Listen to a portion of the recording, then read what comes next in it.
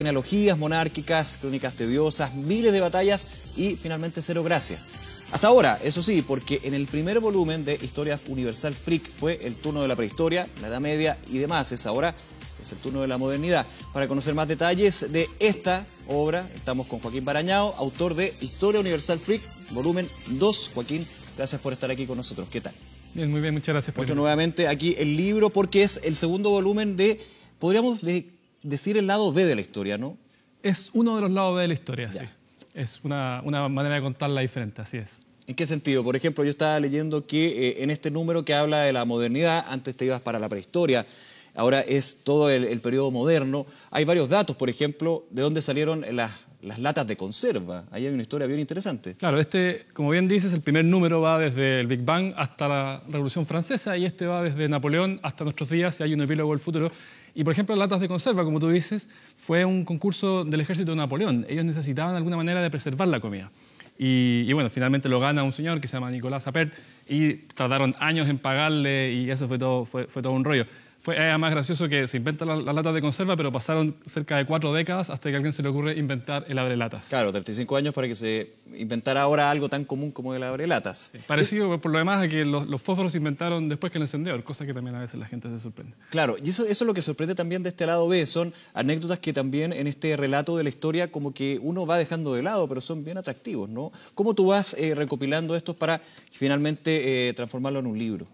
La recopilación es algo que vengo haciendo hace 13 años, y desde antes en forma informal, porque yo siempre he tenido una atracción particular por las curiosidades y por las anécdotas, y desde, como te decía, 13 años que los vengo recopilando en una página web, y desde hace 2 en libros. Entonces está uno de fútbol y uno de música. Y es esencialmente estar con las antenas paradas, es estar con los radares siempre prendidos y estar leyendo. Fundamentalmente es leer, sí. ¿Dónde se busca toda esta información? Son datos que muchas veces pueden estar bien en el anecdotario de la Historia Universal.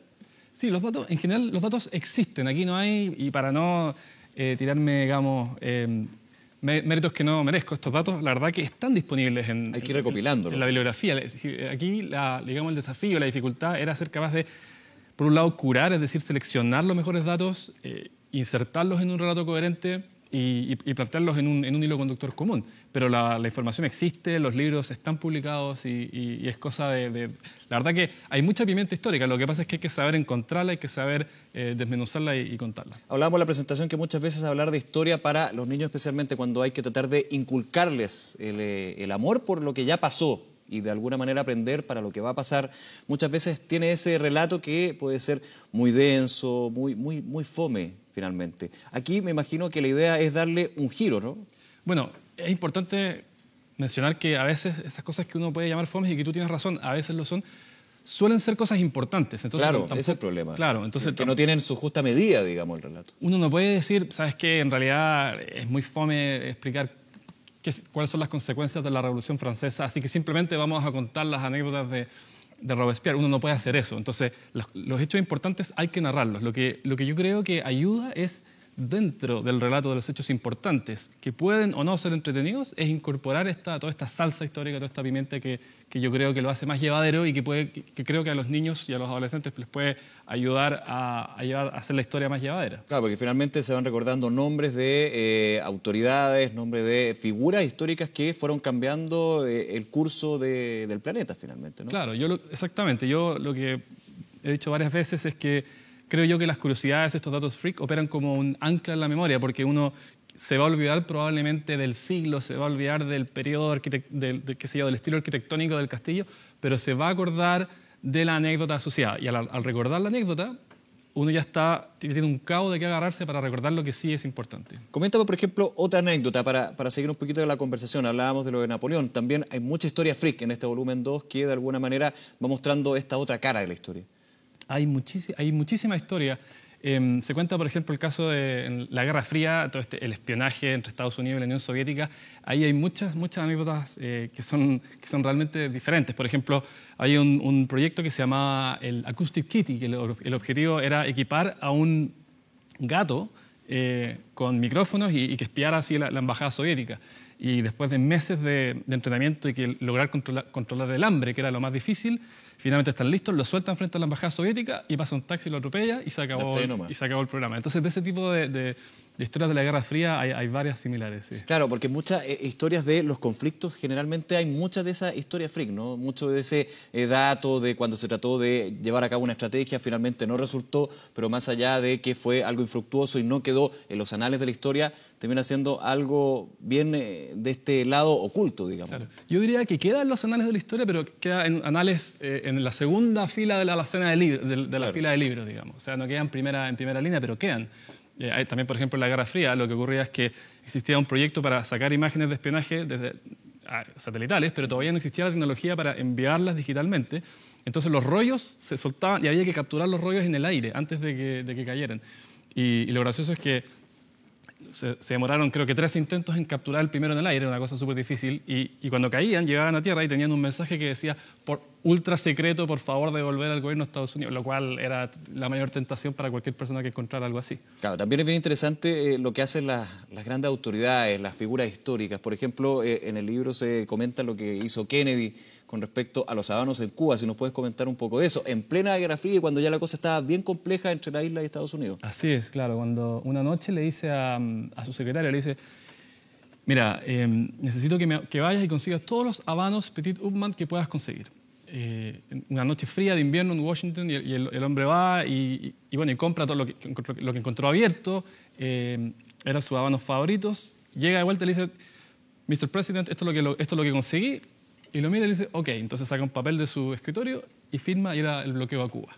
Y ahí comienza el bloqueo a Cuba con haber sacado todo esto de habanos. La noche anterior se aperó como correspondía. Sí. Claro, porque en los hitos históricos también hay anécdotas como bien sabrosas y que de alguna manera van marcando ese lado que estamos conversando, ¿no? Un poco también va la historia freak universal desde ese punto de vista. Así es, sí. Ese es el elemento diferenciador de este libro, porque historias universales hay muchos autores serios. Yo no soy historiador, pero sí uso este foco para contar la historia de otra manera. Así que ese ha sido el objetivo del libro. Se ha discutido mucho en el último tiempo con la otra mirada con que se puede explicar la historia. Se ha hablado de algunos autores, por ejemplo, que muestran la conspiración, la novela dentro de los hechos históricos.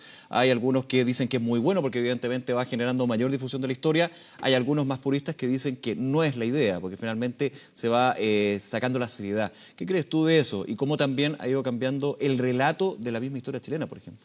Yo creo que en la medida en que uno sea riguroso en los datos y en las fuentes, creo que hay un aporte. Yo personalmente tiendo a ser extremadamente escéptico de las conspiraciones, por ejemplo, y muy rara vez creo en alguna, pero en la medida en que haya antecedentes suficientes, creo que hay valor en eso y en muchos casos yo sé que eso despierta el interés por la historia. Yo una de las pocas situaciones donde yo digo aquí hay algo raro es en esta teoría de son las 2 balas del asesinato de Kennedy, por ejemplo. Es una de las muy pocas cosas en las que yo digo, aquí no me calza la versión oficial. El informe Warren, que tiene varios volúmenes, digamos, y establece que en realidad fueron 2 balas. Bueno, esa cuestión a mí no me... Pero normalmente yo no le doy peso. Ahora, si es que hay evidencia, creo que puede ser un salto para mucha gente para interesarse por la historia y creo que hay un valor importante en eso.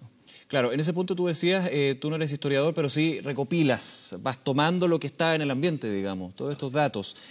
¿Tú crees que es una buena alternativa para, por ejemplo, los jóvenes, donde tienen internet con la posibilidad de todo el conocimiento en la mano, poder llevar a cabo esto? Porque muchas veces uno dirá, el conocimiento está ahí en una pantalla, pero no se aprovecha. ¿Qué crees tú de eso?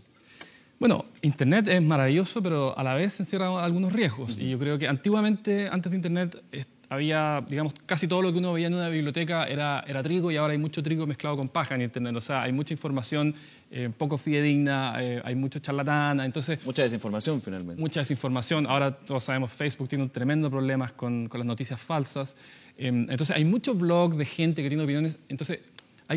Internet es maravilloso, pero hay que manejarlo con cuidado y hay que saber ir a fuentes que sean realmente confiables. Y en eso hay que tener ojo. Yo creo que los libros normalmente no son infalibles, pero hay un filtro ahí. Y creo que es bueno que no se pierda el hábito de leer libros, porque normalmente cuando alguien se dedica 6 meses a algo es porque realmente congeló su vida para hacerlo y normalmente tiene algo que decir. Entonces...